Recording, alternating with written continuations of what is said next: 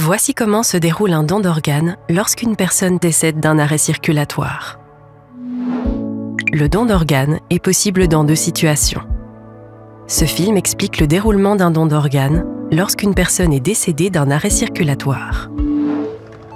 Le don d'organes est rare et seulement possible lorsqu'une personne décède aux soins intensifs.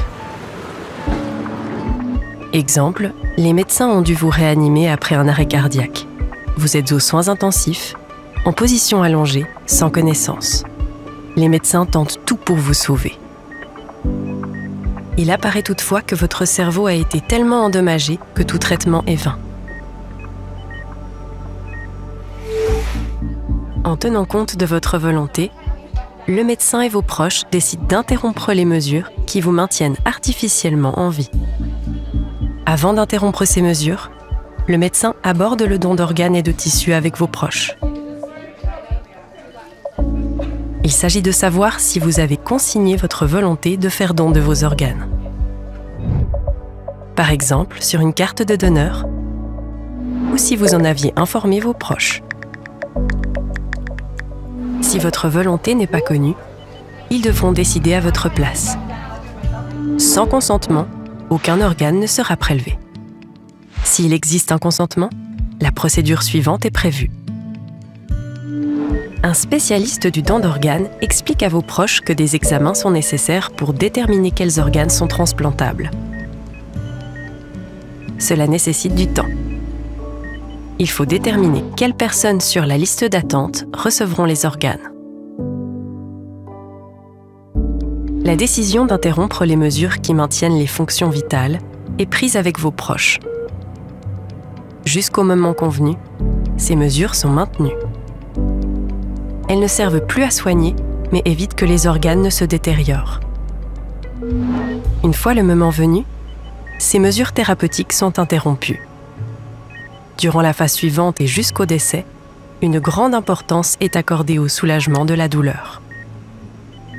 Une fois les mesures interrompues, le rythme cardiaque ralentit jusqu'à l'arrêt complet de la circulation sanguine. Vos proches peuvent être à vos côtés durant ces instants. Normalement, cet arrêt survient rapidement. Si plus de 2 heures s'écoulent, un don d'organes n'est plus possible. Il faut réaliser une échographie du cœur pour confirmer l'arrêt du système circulatoire.